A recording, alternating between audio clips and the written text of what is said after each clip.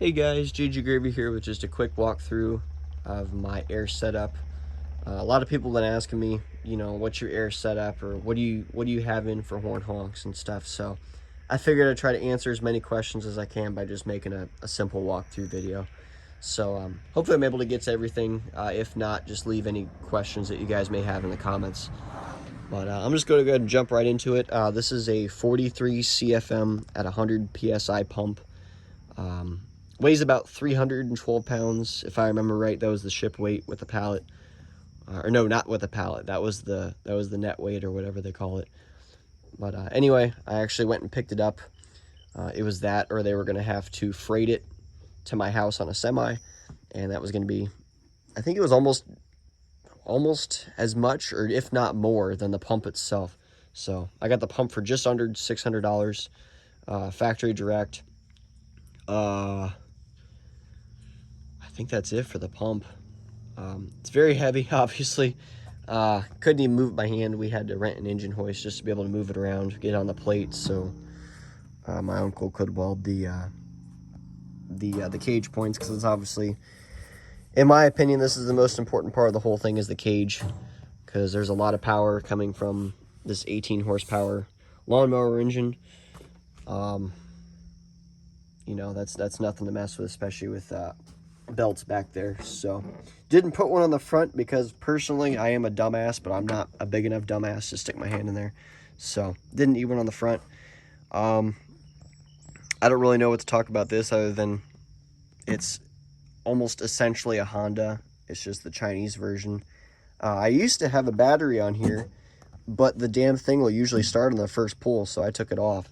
So it's been a great engine so far. I've got probably 30 or so hours on it, if not more already. But yeah, I think in total this whole thing just right here is about 650 pounds. So I have a hydraulic cart that you just step on it and it lifts it up. And I put a metal pipe here, and then I pretty much deadlift half of it into the truck bed.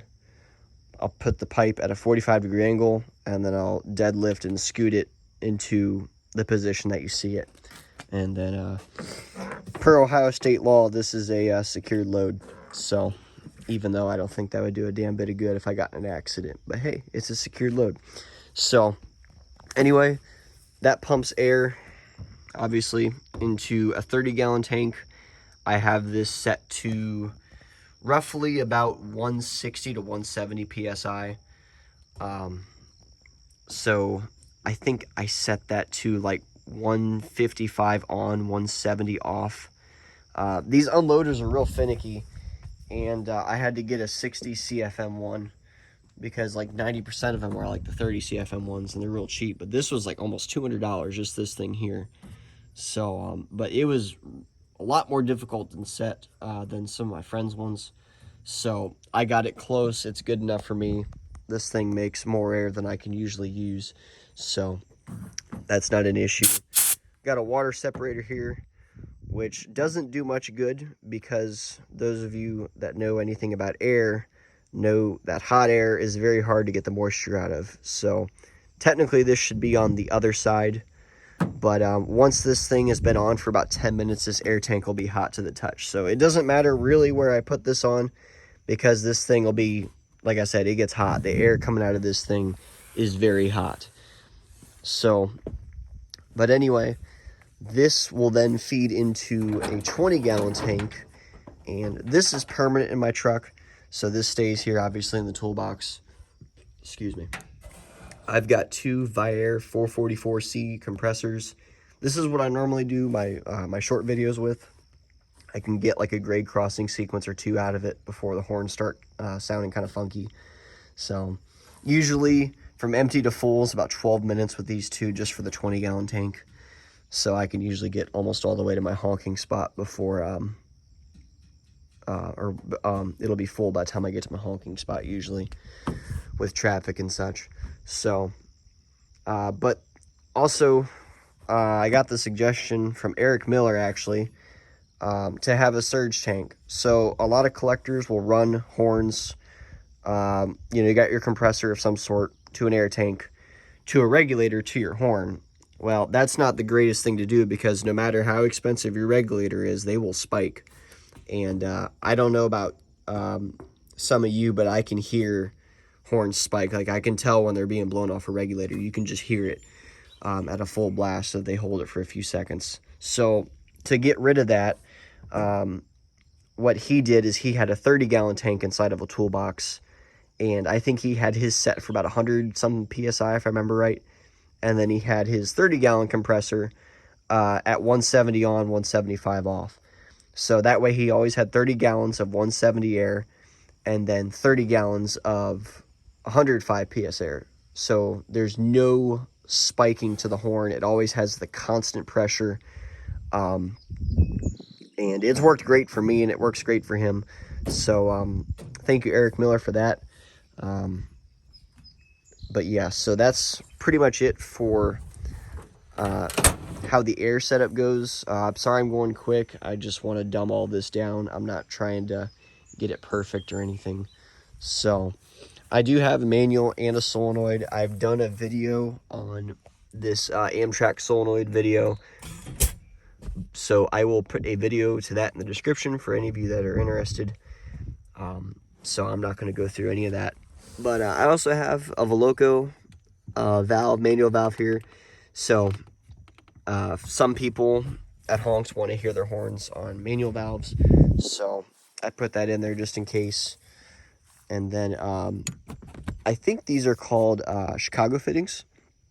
So I'm not drilling holes through the firewall or anything, so I just open my rear window.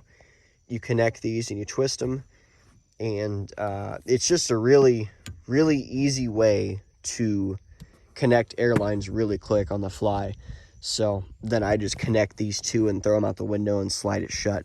So that way I didn't have to drill any holes. I don't use manual very often just because I really love the half-full solenoid. It's essentially the same thing. Those of you will argue that solenoid sounds better, and Graham Whites and Velocos, or, you know, manual valves in general sound better. So, which I agree on certain horns like Leslie's. I think manual valves are the way to go. Just for sound, I like to quill some horns, especially P horns. P horns are really fun to quill on a manual. But and then right here I have a 1/2-inch NPT dump valve. So that's linked to my solenoid, so that's only when I have my solenoid in, or when I'm running solenoid, I should say. But so I'm gonna blow the horn here. Obviously that wasn't a horn. So, but anyway, that's a leaky ball valve for you. So right now that air line is completely energized. So let's say the horn's going on right now, but as soon as I let off the valve, that was 7 foot of air line being dumped. So this gets rid of any possible lag I could ever have. I ran a P horn on this just for shits and giggles right after I got this done. And let me tell you, it was the strangest thing in the world hearing a P horn with 0 lag. It was just off. This is like the best $60 I ever spent. I freaking love this dump valve. I really love responsive horns, and that just makes any horn responsive. So, but that's pretty much it for my air setup. I'm not going to drag it out, so if you guys have any more questions, just leave them in the comments below, and I hope you guys enjoyed.